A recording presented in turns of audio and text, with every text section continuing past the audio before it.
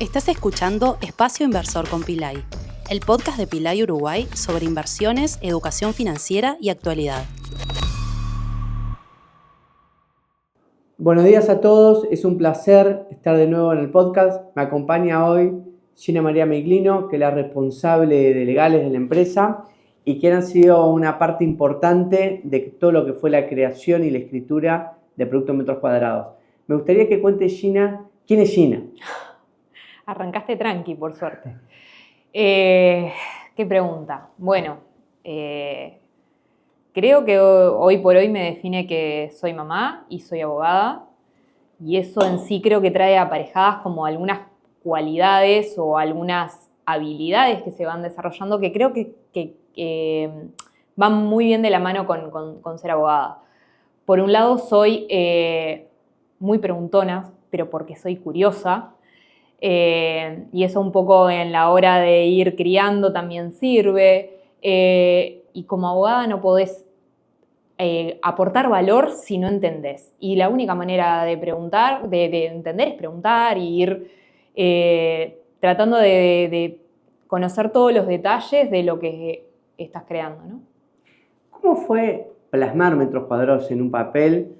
¿Vos te acordás de algo clave? Porque, claro, te encontrás con algo que no está en los libros, un producto nuevo, no tenés forma de mirar, de copiar, de tener referencia, y también querés abarcar lo máximo posible. Entonces, ¿cómo fue ese proceso? Fue un desafío grande, pero fue un desafío muy satisfactorio.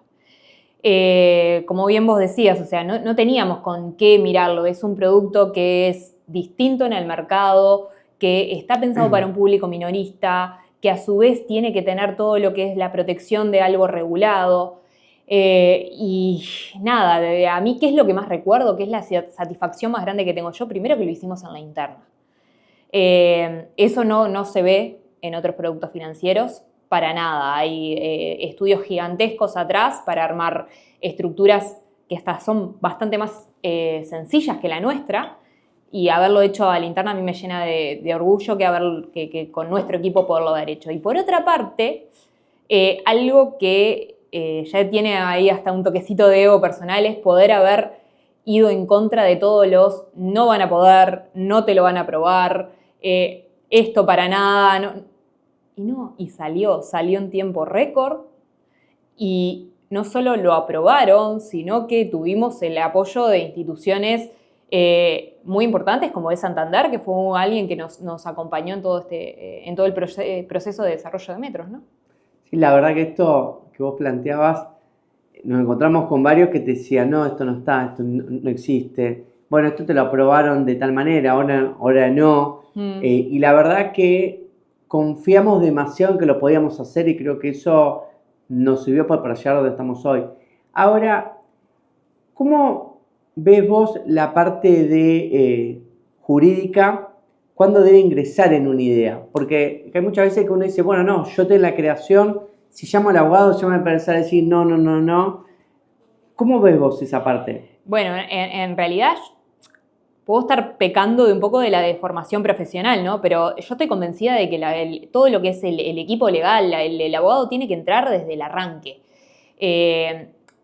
El abogado, si vos lo participás al final, lo único que te va a decir es, esto no se puede.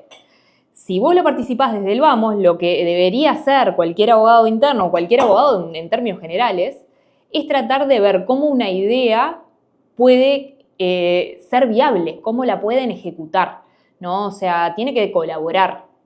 Entonces, a mi criterio, cuando vos involucrás desde el vamos, porque después que tenés toda la idea craneada, que te enamoraste de la idea y que venga alguien y te diga, no, esto no se puede, es muy sencillo además. Sería súper sencillo hasta del trabajo del abogado tener que decir solamente esto no se puede.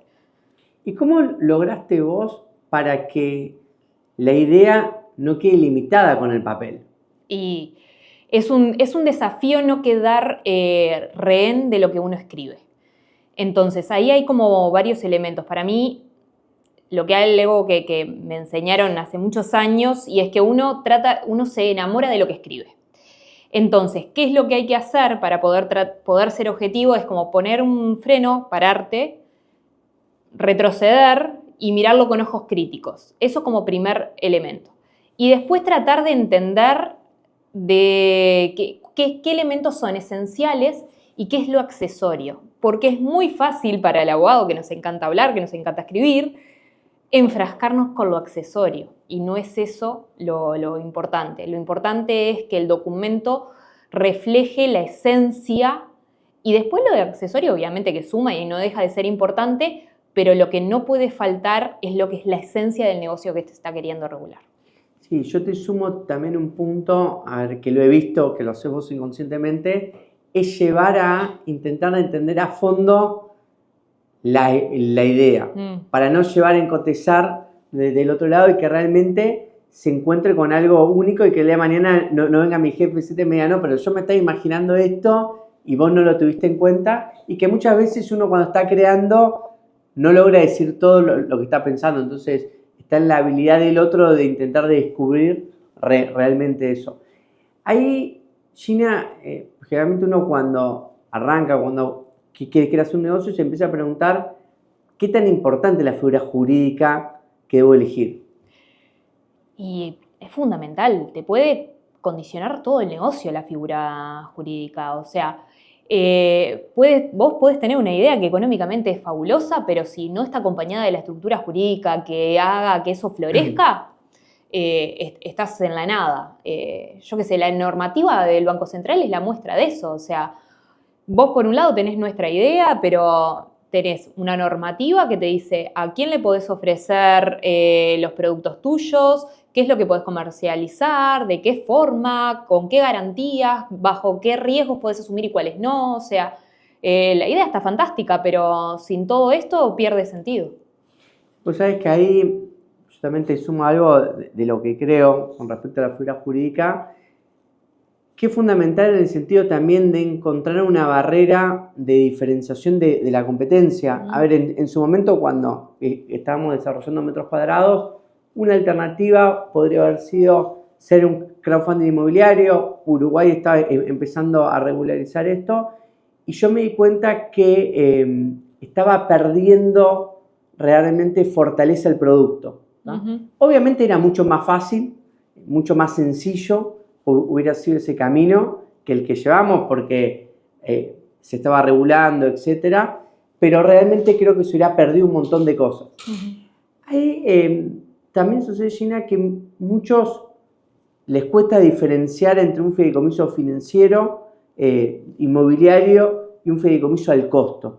¿Cuál es un poco la diferencia de eso? Es muy normal que la gente confunda. Digo, partamos de la base de que no todo el mundo entiende qué es un fideicomiso, ¿no? Entonces vos ya empezaste a hilar un poquito más fino de hablar de qué es un fideicomiso al costo y uno financiero.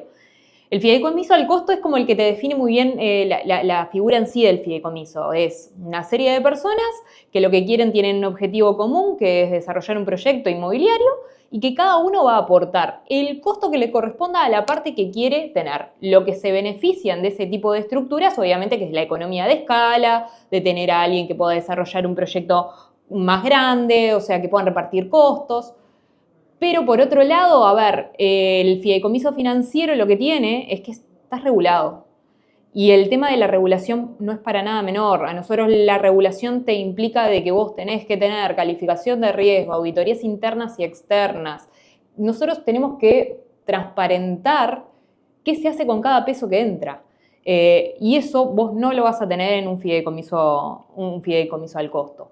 El fideicomiso al costo, bueno, sí, tenés las cuotas partes. Acá son valores que están regulados por el mercado de valores, lo que se emite en los fideicomisos financieros. Entonces, esa diferencia en cuanto a lo que es transparencia y control de riesgos, para mí es fundamental. Sí, sobre todo también yo creo que la figura de fideicomiso financiero te agrega como una parte más, ¿tá? Porque vos generalmente tenés los inversores, el desarrollador, etcétera. Y acá vos cada decisión que tomás te decís, che, pero pará, yo tengo el Banco Central, tengo que informar esto, no, de qué forma, qué va a pasar si hago esto, que de otra forma vos no lo tendrías. Entonces, eso también es un punto que da tranquilidad al pequeño inversor que te está acompañando, que hay otro más mirando. Total. En el fondo. Y cuando uno analiza, dice, bueno, pero para mí, Gina, en vez de un fideicomiso al costo, también existe la inversión inmobiliaria con una sociedad anónima. ¿Cuál es un poco la diferencia ahí? Bueno, ahí tenés una diferencia sustancial. Porque vos, todo lo que sea una sociedad anónima, a ver, que es muy normal y el mercado inmobiliario funciona principalmente en ese sentido. No quiero decir de que no funcione, pero tiene grandes riesgos asociados. O sea, vos todo lo que le pueda pasar al dueño de la SA, al directorio, al desarrollador, a la constructora, a los inversionistas, todas esas patas que están dentro de un mismo patrimonio, que es el de la sociedad anónima, falla uno y te puede caer todo el proyecto. ¿Ah? En el fideicomiso eso no pasa por el concepto propio del fideicomiso de ser un patrimonio de afectación separado, esa frase que usamos muy, muy frecuentemente. Pero es real, o sea, a ver, la fiduciaria podrá fallar, podrá caer, que además, con todo el tema de la regulación, como estábamos hablando, el regulador te va a frenar 500 kilómetros antes de que verdaderamente pase algo, ¿no? Entonces, y a lo sumo cambiarán la fiduciaria, cambiarán al administrador, pero el patrimonio del fideicomiso sigue protegido. Uno, en general, piensa en la rigidez del abogado, de las leyes y todo. No sé por qué lo decís. Y se encuentra que en tu caso estás trabajando en una empresa que está constantemente innovando. ¿Cómo haces como para convivir con eso? ¿Tus sensaciones? ¿Qué te pasa? ¿Qué te genera? Bueno, va un poco lo que hablamos al principio. Soy por naturaleza curiosa. Entonces, eso a mí me lleva a tener como no sé si es habilidad o es la facilidad de que me gusta pensar diferente. No me gusta quedarme encerrada en, bueno, esto se hace de determinada manera porque toda la vida se hizo así. Creo que la clave está justamente en eso, en posicionarte y utilizar el derecho como una herramienta que te haga viable los proyectos y no como una cortapisa, como alguien que venga a decir, no, esto no se puede, o que se quede aferrado a los riesgos, que está perfecto, que tenemos que ser un gran analista de riesgos, pero también el hecho de estar dentro de la empresa lo que te permite es tener otras áreas de información que te permiten controlar esos riesgos. Entonces, para mí es súper natural trabajar con alguien y es desafiante y no es aburrido. Yo, encantada. ¿Y cómo, a ver, qué sensación tuviste vos con el cambio? Porque vos venías de un estudio jurídico, pasaste al lado de la empresa. ¿Cómo fue un poco eso como para contar a la gente que por ahí duda en qué lado estar y vos en realidad cambiaste un mostrador al otro? Yo lo necesitaba y lo necesitaba, creo que tiene todo el mismo hilo conductor. Cuando estás como abogado externo, obviamente vos querés darle siempre el mejor asesoramiento a tu cliente y demás, pero te faltan datos, te falta conocimiento del negocio, te falta la pata financiera, te faltan los datos de marketing, de saber de lo que estás haciendo, si lo comunicás de tal o cual manera, cómo afecta. Entonces es como siempre un poquito como vacío, a mí me faltaba eso y vos decís, quiero ayudarte, pero sentía como que siempre terminaba siendo una respuesta muy de texto, ¿no? Entonces, de este lado, como que yo me sentí que pude desplegarme un poco más y mostrar el rol estratégico que puede tener el abogado, de que un abogado puede entenderte de números, puede entenderte de los datos de comercial, puede entenderte de los datos que te arroja marketing y en base a eso tratar de dar una estrategia legal que no descuide todas esas otras aristas. ¿Y qué tenés en cuenta vos un poco a la hora de invertir? ¿Tá? Porque uno dice, bueno, un abogado que sabe un montón de cosas, ¿cuál es tu mirada a la hora de las inversiones? Y ahí empieza a pesar, ¿no? Todo lo que es el bagaje de uno y esto de que yo te digo de control de riesgos. Y sí, yo lo que priorizo es la tranquilidad, la seguridad por frente a una gran rentabilidad. O sea, hasta por un tema del cuidado y del valor que se le da a los ahorros, para mí es fundamental eso, que tener a alguien del otro lado que yo sé qué es lo que está haciendo con mi dinero. Ahí, Gina, que bueno, estamos en el podcast relacionado bastante en lo inmobiliario. ¿Vos te acordás de alguna inversión inmobiliaria que hiciste? ¿Cómo fue el proceso? Me acuerdo. Y bueno, fue como un poco natural. Yo me enamoré del producto metros cuadrados, o sea, fue la manera de poder tratar de plasmarlo lo mejor que pudimos. Y obviamente que tengo mi contratito de ladrillos, que voy, sobre todo para cultivar ese hábito de ahorro que con una cuota súper accesible, prácticamente sin darme cuenta, yo voy generando ese colchoncito de que sé que el día de mañana voy a poder recurrir a eso.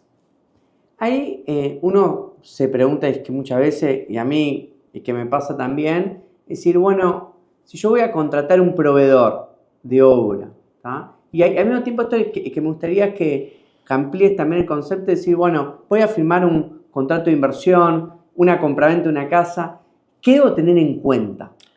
Yo creo que ahí hay algunos elementos que son como hasta transversales, te diría, para cualquier tipo de contrato. Nosotros lo vemos y creo que se materializa muy bien con los contratos de obra, que es el alcance. Yo tengo que definir en blanco y negro qué es lo que quiero lograr. Después los detalles de cómo los podemos ver, porque eso puede hasta incluso ir variando con el desarrollo de la obra. Pero qué es lo que yo quiero lograr tiene que estar en blanco y negro. ¿Qué materiales quiero que se usen? Tiene que estar en blanco y negro. Eso por un lado, fundamental el alcance. Después, algo que pasan a ser elementos críticos, plazo y precio. Es lo que te hace viable o no el proyecto en sí mismo. Eso tiene que estar también muy bien regulado. Y por otro lado, para cerrar, como para decir grandes 3 pilares, todo lo que tiene que ver con las responsabilidades técnicas y todo lo que tiene que ver con el manejo de los incumplimientos, ¿no? O sea, para mí, y eso es para mí, lo podés perfectamente traspolar a cualquier otro tipo de contrato. Sí, yo creo que también eso hay que sumarle que por uno se entusiasma mucho, firma boleto de reserva, confía mucho en el que está del otro lado y te encontrás que en realidad el boleto de reserva es un papelito de la nada misma. Es la nada misma. Es la nada misma en el sentido de que si alguna de las partes falla y no tiene con qué responderte, no te sirve de nada. Pero eso te pasa absolutamente, digo, con todo, cualquier contrato. Si del otro lado vos tenés una parte que es insolvente o que no tiene un patrimonio con el cual responder, vos podrás reclamar mucho frente a la justicia y tendrás una preciosa sentencia, pero si no hay respaldo contra el que ir... Sí, está en la nada misma. Sí, yo creo que hay que tener mucho cuidado, más allá de la confianza y conocer y todo, investigar un poco. O sea, sí. Hay mucha información dada vueltas, se puede llegar a los balances, se puede llegar a un montón de cosas que hoy en día te permiten darte una idea. Y no quedarse con el ruido, porque las luces brillan un rato, pero después hay que ver qué es lo que hay cuando se paga. Ahí, vos, ¿cómo haces para mantenerte motivada? O sea, ¿qué es lo que te motiva a vos constantemente? A ver, todos los días vemos algo nuevo. Todos los días tenemos un desafío distinto. Tenemos 2 fideicomisos que están en estadios totalmente distintos. Entonces te van presentando situaciones y problemas a resolver. Problemas en el buen sentido a resolver, que es imposible aburrirte, es imposible no quedarte. La propia rosca te lleva a tener que estar continuamente motivado. Vos tenés una virtud que supiste trabajar y ser madre a la vez. Pero contanos un poco cómo fue eso. Pero sobre todo me gustaría que la audiencia entienda cuándo te enteraste que ibas a ser madre, qué te pasó y qué vino después un poco en el proceso. Bueno, a nosotros fue en un momento donde había pasado una serie de cosas complicadas acá en la empresa. Y bueno, me entero en el medio que estoy embarazada. No hacía mucho que yo había entrado a la empresa, un poco más de un año capaz. Y entonces, claro, yo venía con toda esa carga de no me puede estar pasando esto en este momento, ¿no? Y con la dualidad de estoy súper contenta porque obviamente es un hijo, pero por otro lado es ¿cómo voy a poder hacer para sostener esto con mi trabajo? Me acuerdo que yo siempre hago la historia de que te fui a contar y me puse a llorar porque pensé, como que iba a caer mal en la empresa y afortunadamente, bueno, me encontré con una realidad totalmente distinta y la empresa desde vos para abajo, todo el mundo acompañó de una manera excelente. Y eso hace a cómo fue mi maternidad. porque yo lo que te puedo hablar es de mi maternidad, no puedo hablar en términos generales de cómo es convivir con el trabajo y la maternidad, porque hay maternidades como madres. Pero en mi experiencia, la cabeza se te divide y eso es real. La cabeza literalmente se te divide en dos, entonces donde vos antes podías tener un foco 100%, ahora después de que tenés un hijo, como que hay una parte del cerebro que nunca lo desconectás. Después para mí, yo hay algo que a mí me gusta como, a mí me resulta gráfico y que no tiene ningún tipo de base y de sustento científico lo que voy a decir, así que pido disculpas de antemano, pero todo en este concepto, de los conceptos de neuroplasticidad, de que las neuronas como que se vuelven a acomodar y que empiezan a funcionar distinto, yo creo que pasa eso. Es un proceso, pero en algún punto volvés a ser la que eras antes. ¿No? Tenés un plazo, un periodo de adaptación, ¿no? Donde tiene que pasar todo eso y acomodarse, pero te ayuda a ser más flexible, te ayuda a comunicarte de manera más clara, te ayuda a priorizar y entender qué es lo importante y qué es lo que tengo que delegar. Entonces, la verdad que ha sido hasta destacar en el currículum del día de mañana, deberían permitirnos poner que somos madres también.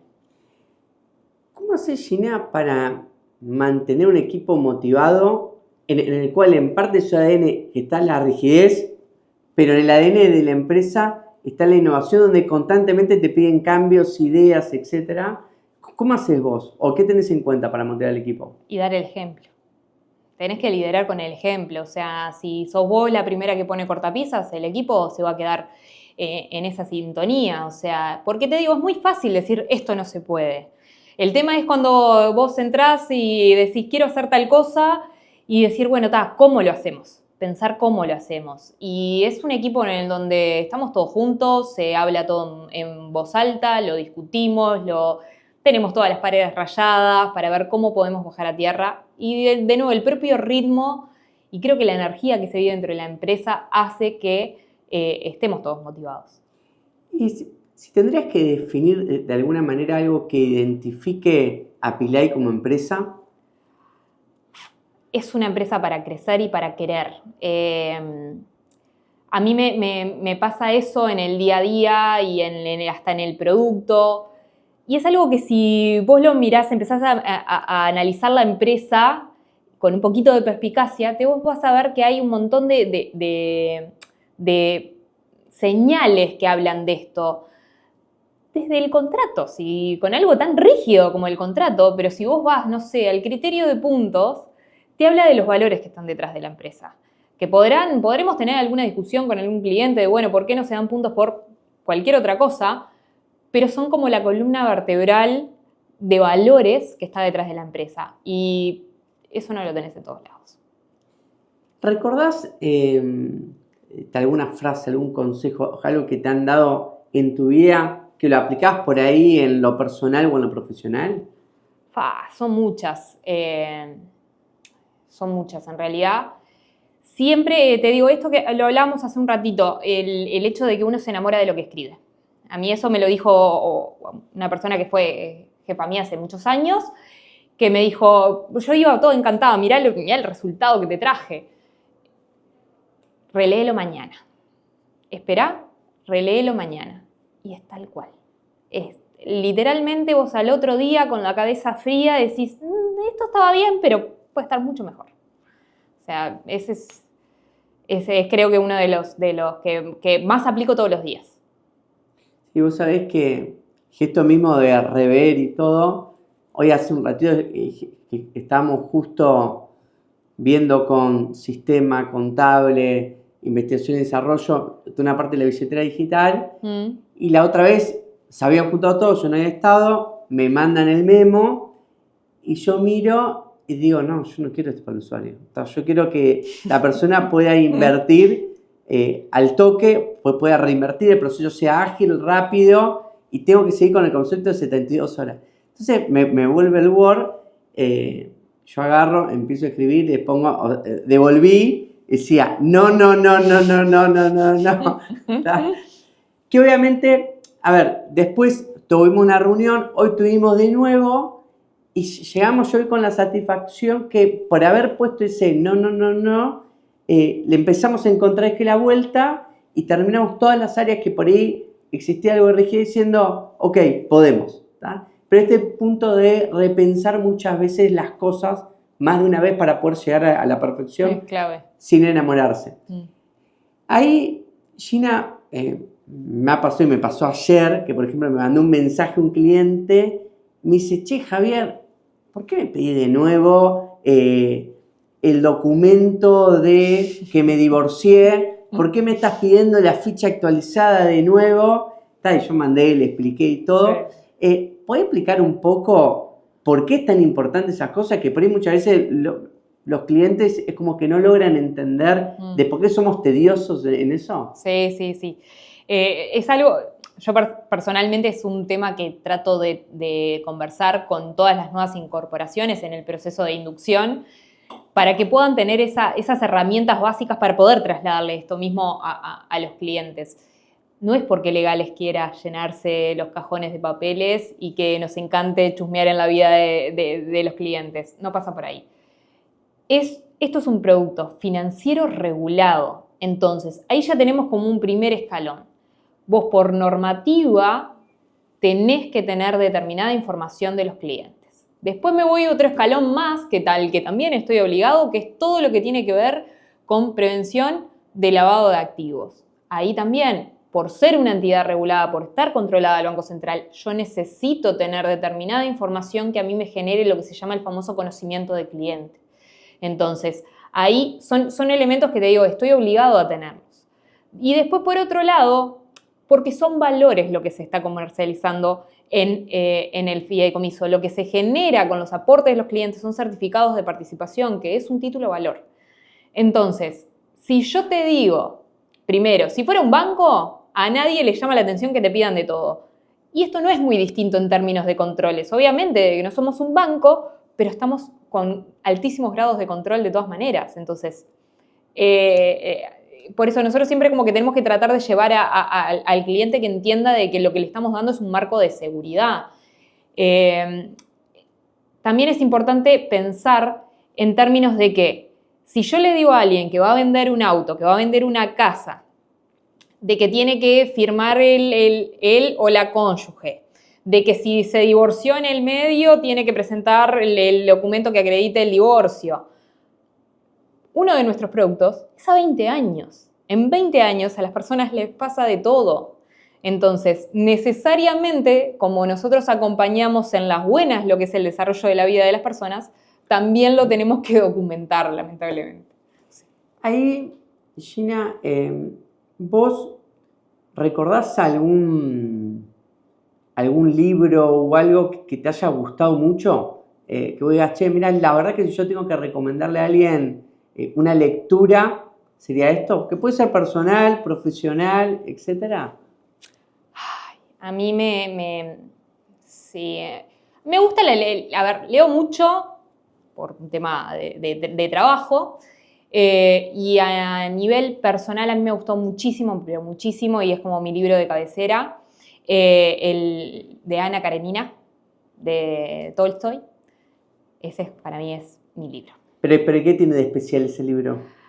Y habla de todas las condiciones humanas, o sea, cada uno de los personajes en sí que desarrolla el libro te presenta a todos los distintos caracteres y todas las facetas de los seres humanos. Y a mí eso me llena desde lo humano, sobre todo, porque te muestra los claros y oscuros que tenemos todas las personas.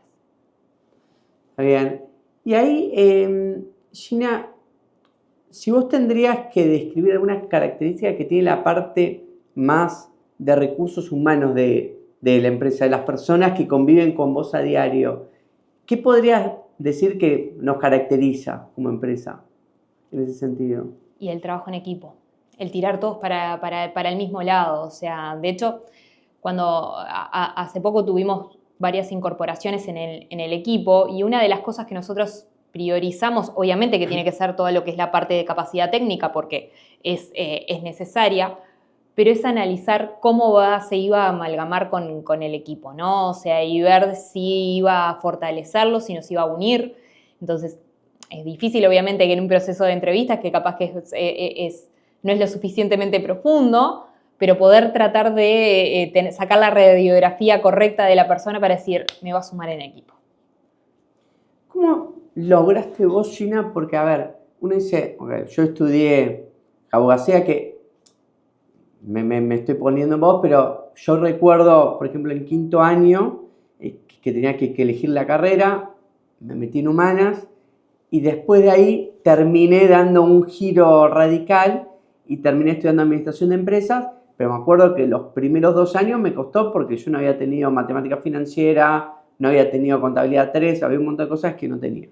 Entonces, vos te encontraste en una empresa que tiene muchas cosas financieras, comerciales con particularidades, que es diferente a lo que hay en el mercado o lo que uno puede haber ido aprendiendo, y vos venías con una cabeza mucho más jurídica, ¿tá? ¿Cómo es que lograste para incorporar parte de esos conceptos? ¿Cómo haces para manejar escala diaria, de poderte entender con el gerente comercial, el gerente contable, de operaciones? ¿Cómo haces para convivir y poder aportar?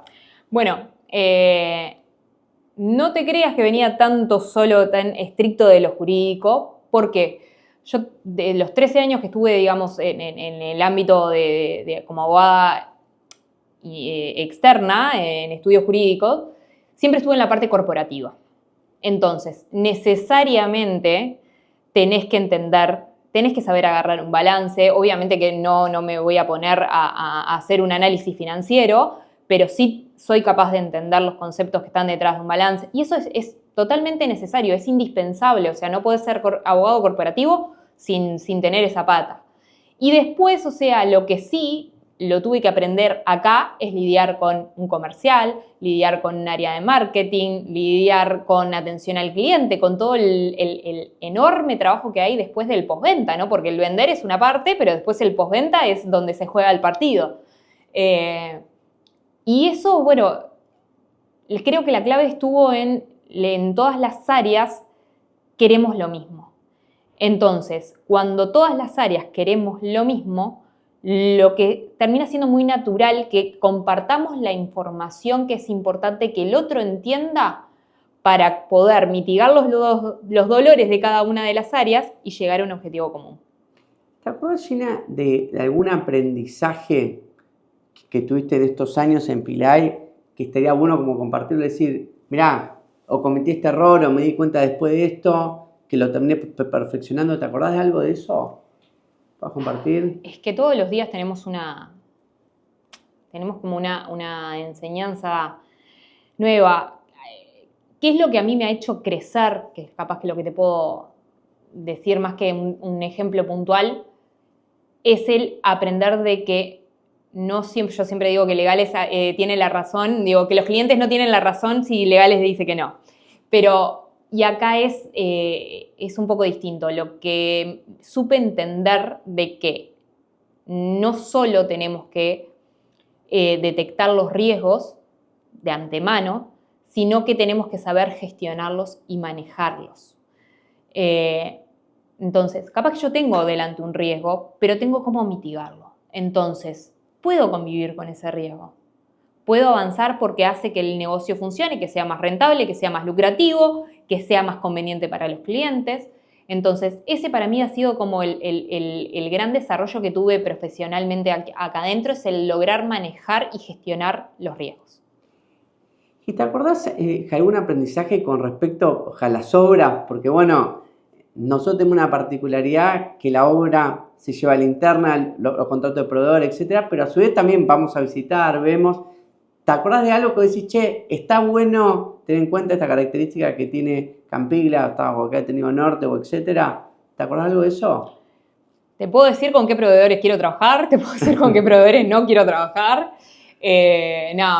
Sacando un poco del chiste, o sea, es muy difícil, de nuevo, todos los que son proveedores de obra, ya hay algunos que trabajan hace muchos años con nosotros y que ya nos conocen, pero es todo un aprendizaje para ellos también darse vuelta de que tenemos que firmar un contrato larguísimo con un montón de condiciones, con un montón de anexos, porque es la forma en que nosotros mantenemos el orden y la transparencia de los procesos, cuando probablemente con otro desarrollador envían una propuesta, hay un mail con una aceptación y arrancan a trabajar, ¿no? O sea, Nosotros por el grado de control que hay de la plata que entra, dónde se va a obra, se contabiliza todo dentro del fideicomiso, que tampoco es algo habitual que pase en otros desarrollos, incluso fideicomisos financieros que tengan un objeto inmobiliario.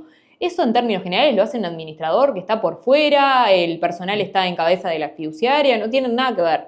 Nosotros tenemos todo en la interna. Entonces eso te obliga sí o sí a controlar y a detallar cada cosa con los proveedores y a sentarte y a charlar con ellos y explicarles todo esto, ¿no? O sea... Sí, yo te sumo algo que, a ver, que no ha generado como, yo no sé si preocupación, pero sorpresa por ahí al principio en algunos proveedores, cuando hicimos agregar en los contratos que el Banco Central les podía llegar a pedir información y que podía ir a su empresa. Te decían, no, pero a mí no me gusta. Bueno, sí, está bien, pero la plata es de los clientes, no es nuestra. El Banco Central tiene que controlar y si hay algo raro, nos tiene que caer a mí y a vos. Claro, sí. Igual lo que yo siempre trato de trasladarles es que el Banco Central no va a hacerles de DGI, no les va a caer no les va a hacer una auditoría a ellos. Lo que les va a controlar es lo que se hizo con la plata nuestra, que es lo que ellos hicieron con nosotros, o sea, cómo fue que manejaron la información que nosotros les dimos, los fondos.